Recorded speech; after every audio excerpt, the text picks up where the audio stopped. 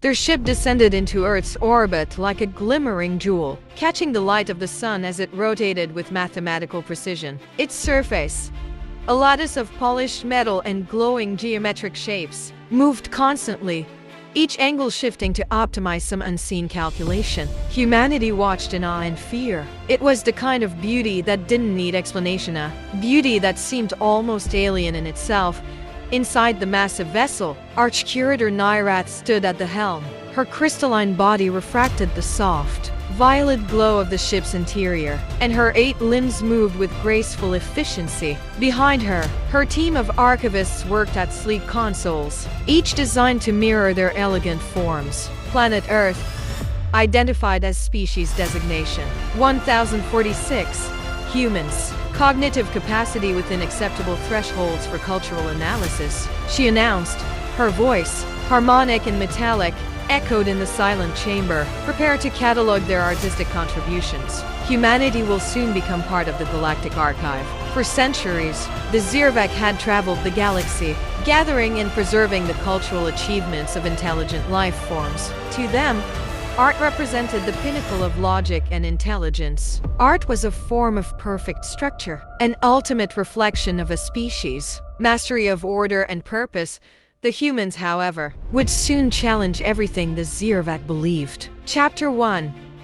Humanity's Masterpieces. Earth's government scrambled to prepare a cultural exchange. Representatives from every nation submitted their most prized artistic achievements, from ancient cave paintings to cutting-edge digital media. When the Zirvak's emissaries landed, humans welcomed them with both curiosity and caution. The meeting hall in New York City was chosen for the exchange. Bright lights illuminated the stage, where holograms of Earth's most celebrated artworks awaited display. At the center of it all stood Dr. Emily Carter, a seasoned art historian with a love for both classical and modern art. Beside her was Jason Miller, a cultural ambassador with a mischievous grin that hinted at his unorthodox approach to diplomacy. Neirath and her team entered the hall with fluid, gliding movements, their crystalline bodies shimmering under the lights. As they approached the first hologram, Leonardo da Vinci's Mona Lisa, Neirath tilted her head, her glowing blue eyes scanning every pixel. This image, Neirath began, displays symmetry and precision. The brush strokes are deliberate. However, the expression is ambiguous. What purpose does this ambiguity serve? Emily stepped forward, adjusting her glasses. It's meant to intrigue the viewer. The mystery of her smile is what makes it so captivating. Neirath's gaze fixed on Emily. Mystery? Captivation? These are not measurable attributes. The first sign of the Zirvak was a ripple in the night sky. Jason leaned in, a playful smirk on his face. Sometimes the best things in life can't be measured. Neirath blinked slowly, as if computing his response. This will require further analysis. The holograms shifted, displaying Vincent van Gogh's Starry Night.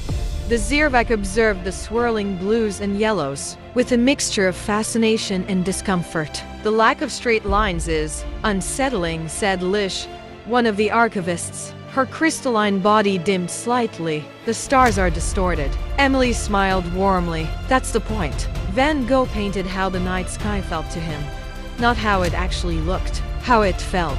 Lish repeated, her tone laced with confusion. This interpretation deviates from reality. Why would a species value false representations? Before Emily could answer, the holograms changed again, revealing Salvador Dalí's The Persistence of Memory. The Zirvak collectively recoiled at the sight of the melting clocks. What is the function of these deformed timekeeping devices? Neirath asked sharply. Emily hesitated. They don't have a function. They represent the fluid, dreamlike nature of time. Time is a fixed dimension, Neirath replied. It is neither fluid nor dreamlike. Jason chuckled. You've clearly never been to a human party. Neirath ignored him, her crystalline form flickering faintly as she turned back to the hologram. Flag this as anomalous. Their concept of time appears flawed. Chapter 2. Art that defies logic. The Zirvak's confusion deepened as they explored humanity's more abstract works. They analyzed Picasso's Guernica, a fragmented and chaotic depiction of the horrors of war. Lish, who had been documenting every observation with meticulous precision, paused mid-analysis. This is damaged, Lish said. The forms are incomplete. The lines do not connect. It's not damaged, Emily explained patiently. It's symbolic. Picasso wanted to show the chaos and suffering of war. Nairat's glow dimmed as she studied the piece. If the intent is to communicate suffering, why not use clarity? Why distort? Emily took a deep breath. Because war itself is distorted. It's chaotic and incomprehensible. Art like this helps people feel that chaos. Lish shook her head. Chaos has no value. Jason grinned, spoken like someone who's never dealt with rush hour traffic. The Ziervak's growing unease reached its peak when they were shown Jackson Pollock's drip paintings. As the chaotic splashes of paint appeared in holographic form, Nairat stepped closer, her crystalline limbs trembling slightly. This is unacceptable, she said. There is no discernible structure. This is not art. This is random. Emily stood her ground. It's not random. Pollock's work is about movement and energy. It captures the process, not the result. Nairat turned to her team. Flag this as potential evidence of a malfunction in their cognitive processes. Chapter 3.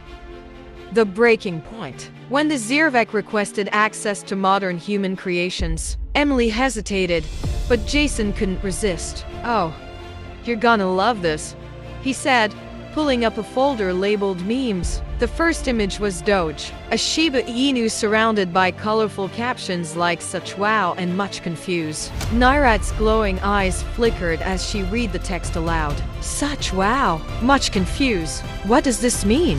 "It's funny," Jason said, grinning. "Humor is not logical," Nairat replied. "Explain its purpose." Jason shrugged. "To make people laugh." Nairat's glow dimmed further. "Laughter does not serve a purpose." "Oh.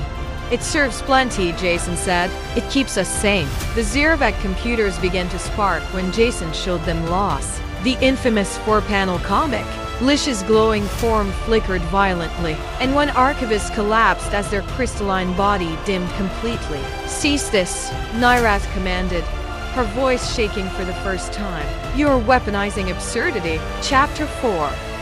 A breakthrough. Back aboard their ship, the Ziervak were in crisis. Nairat stood in the silent control room, her glow dim. "This species," she said, "may possess a form of intelligence we cannot comprehend. Their creations defy all logic."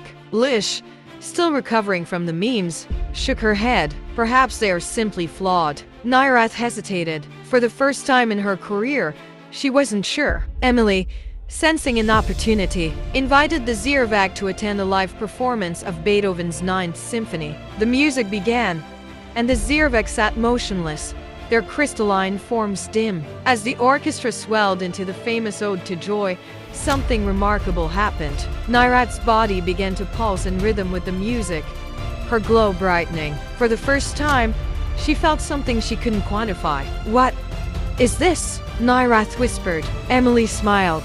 "Emotion."